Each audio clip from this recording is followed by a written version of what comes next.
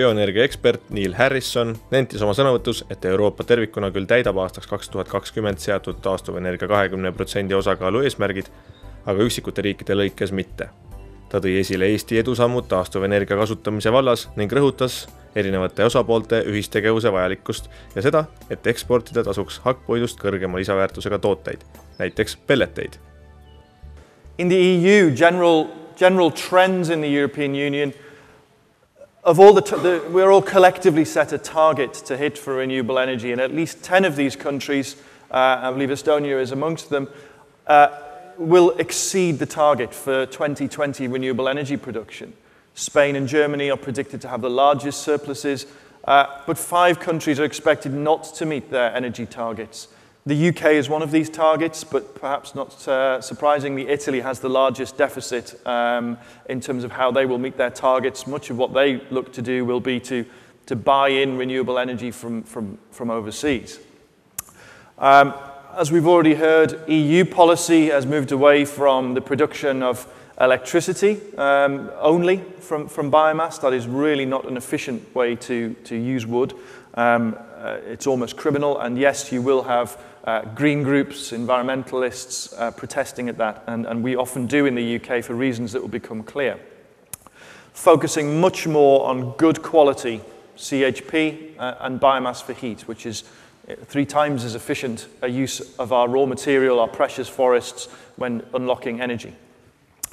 And there is huge variation in the deployment of biomass heating in particular across the European Union. To take 2 examples, Upper Austria, roughly the same population as Scotland, they have 40,000 commercial biomass boilers installed, wood-fired boilers heating public buildings, businesses, groups of homes. In contrast, Scotland, about 400 systems.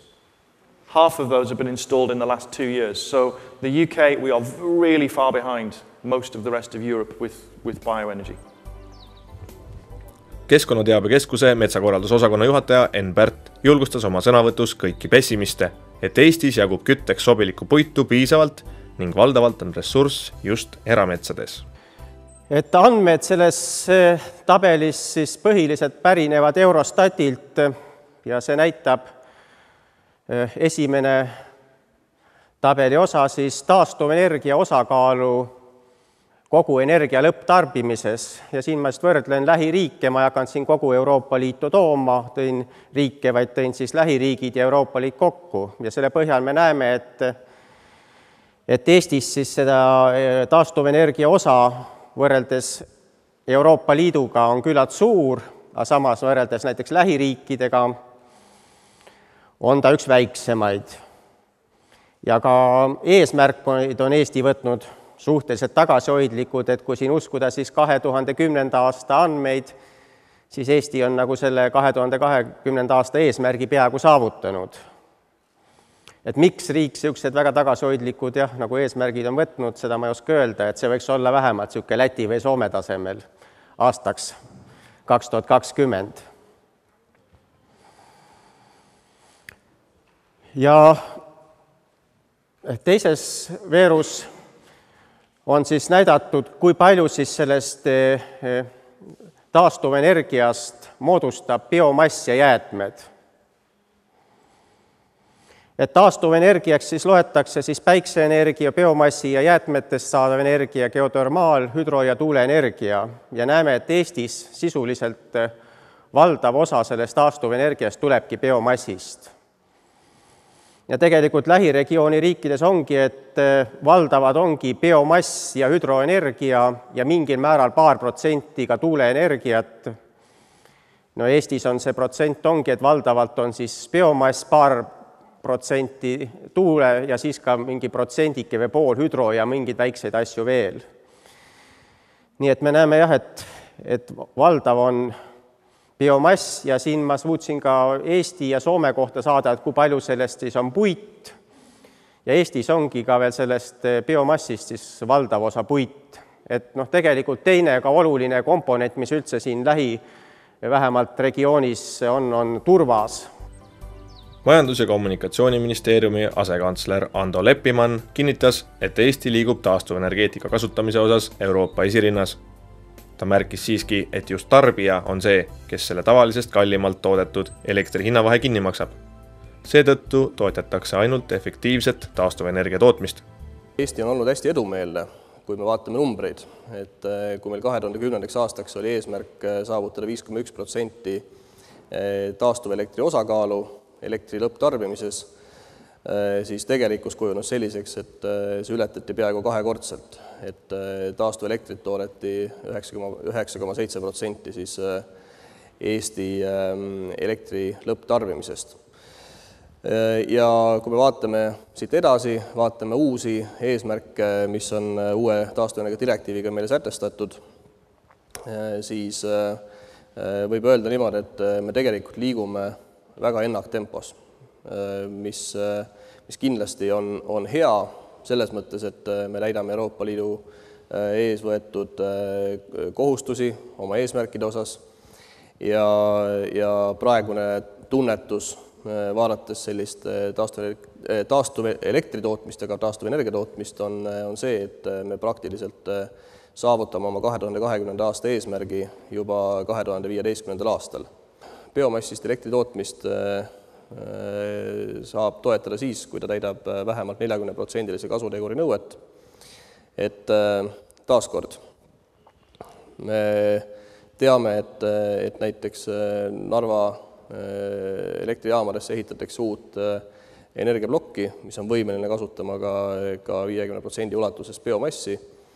Kui see kasutegur saab olema kõrgem kui 40%, siis tegelikult ka seal biomassi kasutamine oleks justkui toetatav, aga väga selgelt on see maht ja toodang lihtsalt nii suur, et see ei ole võimalik, seda ei ole võimalik tarbijatariifi lülitada ja meil ei ole ka tegelikult oma eesmärgi täitmiseks seda vaja.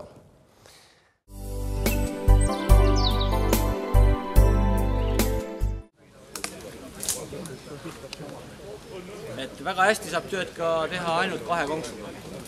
Super. Kahe konksuga on see hea eelis, et sa ei tee valet töövõtteid. Meie tavaline viga on see, et inimestel on talumeestel või kes tahes kasutavad ühte tööriista, on haarats. Tähendab, see võetakse siit kinni ja niimoodi lohistada. Ja kogu aeg raskus läheb ühele õlale, varsti käitegi niimoodi, üks käsi on siukene paks juba, lihas on siuke, teine on kärb. No, et selleks ongi nüüd, et kaks tööriista, et saaks koormusega teise õla peale viia. Siit kinni võtame. Miks haaratsid katki lähevad? Oksi pekta. Jah, just nimelt. See on niimoodi käiakse. Jääb kuskil, tehakse paberipuu ära, kuskil jääb mingi oks külge, siis käiakse ja pekstakse. Siis lähevad need katki. Mõni peen mees on veel seda teinud, et siit on teravaks käia. Jah. Et teravaks võtad nii. Siis teine on, et miks mõnede meestel on see, et turvakummiku ninad lähevad katki. Eriti kummikul. Metall tuleb välja. Miks tehakse? Okei, läheb ikka juhtub, aga mis ikka tehakse spetsiaalselt, kui lõigatakse langetussälku, jääb ta vaikselt kõlksuma seal või loksuma kuskil kinni jalaga. Samamoodi esimene kõige see, et enne kui käivitamaks panna kõrvaklapid ja alati on 2 käivitamas 5 on. Üks on niimoodi. Siukest ma saadaks kohe minema, kes nii käivitab. Mina alati käivitan ainult.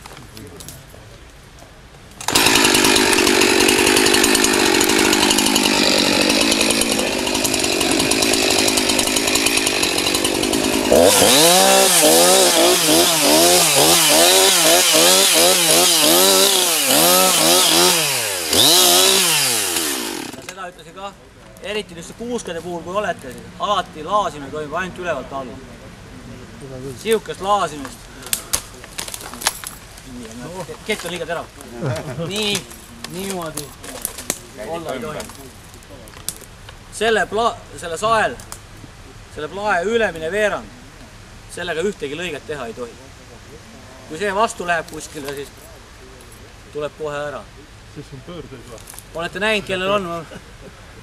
Ma jõudnud kaasa nende saagidele osaleda Trio Breaki juures, on siit taga üks kahvi juures. üks pidu, ei, mitte uuematel, selle samal on ka, aga üks lisatarvik on juures. Siin on üks kang juures ja vanad metsamehed ei taha seda nähagi. Tegelikult on see super asi.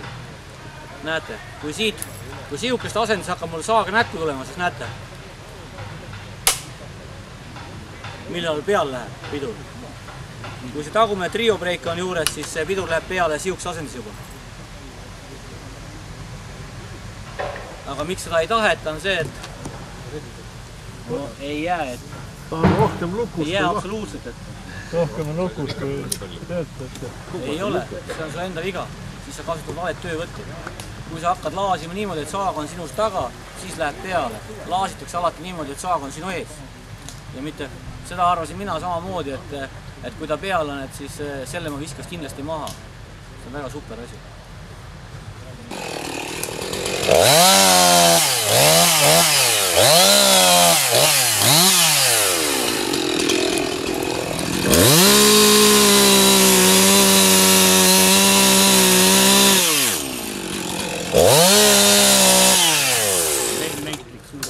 Labide jaoks tuleb siukest alla teha. Kui seda ei tee, panen lihtsalt siia vahele ja siis labidas keerab välja. Aga näete, kui ta niimoodi, siis jääb talmik alla. Nüüd teise poole ära tõustan, siis ongi lihtsalt, ma praegu ei lase tehtud lahti, siis ongi suurte puudega niimoodi, siis lähen, astun selle siia, konksuga löön üle puu, kisun ja surun alla. Väga suuri puid on, meeletu jõud on. No. Ja nüüd, kui nii on tehtud, siis teiselt poolt lõikan nüüd labidas järva alt, et ma labidasse ei lõikaks.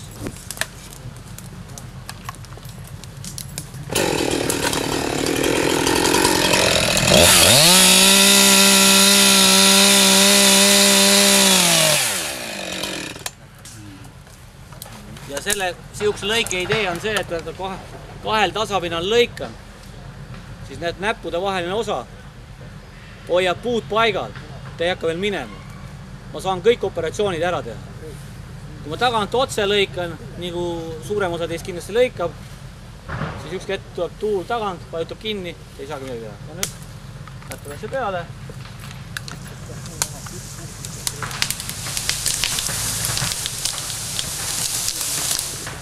Ja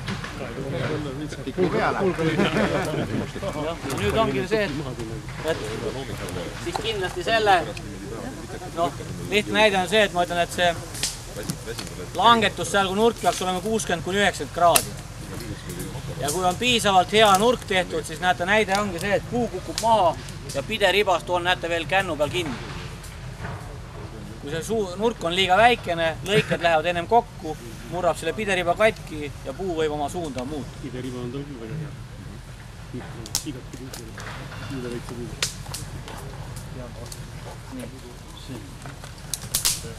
Ja noh, ma võin näiteks see, et näiteks 3-meetrised teha, siis tavaliselt on see, et küttepuul ja kõik on nagu puu maha, siis kõige esimene asi on see, et siit kännu pealt kohe ära lõigata.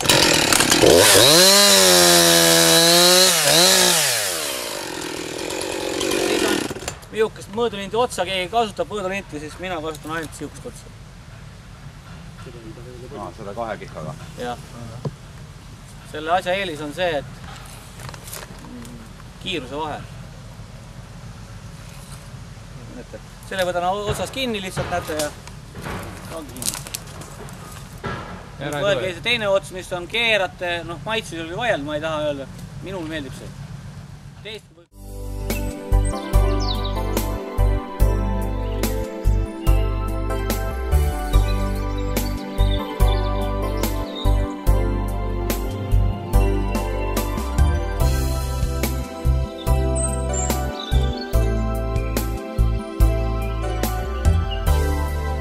et Natura 2000 metsatoetus on ette nähtud siis metsast saamata jäänud tulu kompenseerimiseks. Natura 2000 metsaala toetuse kriteeriumiteks on see, et see toetusõiguslik metsaala peab olema vähemalt 0,3 hektari suurune, on siis maakatastris metsamaa kõlvikuna või siis seal kasvavad puittaimed kõrgusega 1,3 meetrit ja puurade liitusega vähemalt 30%. Ta peab olema siis looduses tuvastatav, läbi siis katastriüksuse piiripunktide, on metsaalana kantud keskkonnaregistrisse ja seda on võimalik vaadata siis Maa-ameti kaardiserveri rakendusest Natura metsatoetused. Siis Natura 2000 metsatoetus on pindalapõhine toetusmeede ja siis seda taotlusalust pinda peab olema võimalik looduses korduvalt üle mõõta ja et saada sama tulemus, siis seda on võimalik ainult teha sellisel juhul, kui piir on selgesti arusaadav ja tuvastatav. Selleks siis peab olema katastriüksuse piiripunktidega ühtivad metsala piiripunktid looduses visuaalselt tuvastatavad igal aastaajal.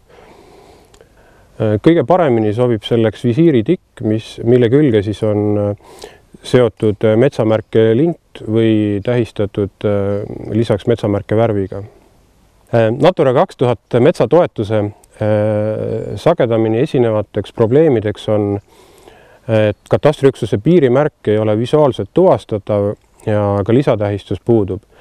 Siis katastriüksuse või kaitsevööndite piiride nihked ja taotleja ei ole metsalas siis välja arvanud alasid, mis ei ole siis toetusõiguslikud. See tähendab üle 4-meetrised laiused teed, kraavid, tuletõkestusvööndid ja elektripaigaldise kaitsevööndis olev maa on samuti toetuse pindalast välja arvestamata. Piiriprobleemide lahendamiseks ja piiride kindlaksmääramise toimingu läbiviimiseks tuleks pöörduda kõigepealt kohaliku omavalitsuse poole ja juhul, kui on vaja teostada maamõõtmine, siis tuleks pöörduda maamõõtja või siis Maa-ameti poole selle toimingu läbiviimiseks. Toetuse ja kontrollimisega seotud küsimustega tuleks pöörduda siis kindlasti Erametsakeskuse poole ja kontrolliüksus siis vastab ja leiab lahenduse. Võrreldes eelmise aastaga Natura 2000 metsatoetuse nõuetes väga suuri muutusi ei ole. Üks suur muudatus on, mis ütleb siis, et ringikuulise metsaala keskpunkti ei pea enam tähistama. Ja nendeks ringikuuliseks metsaaladeks on tavaliselt olnud siis nii kotka või siis mingi muu linnu pesapaigad.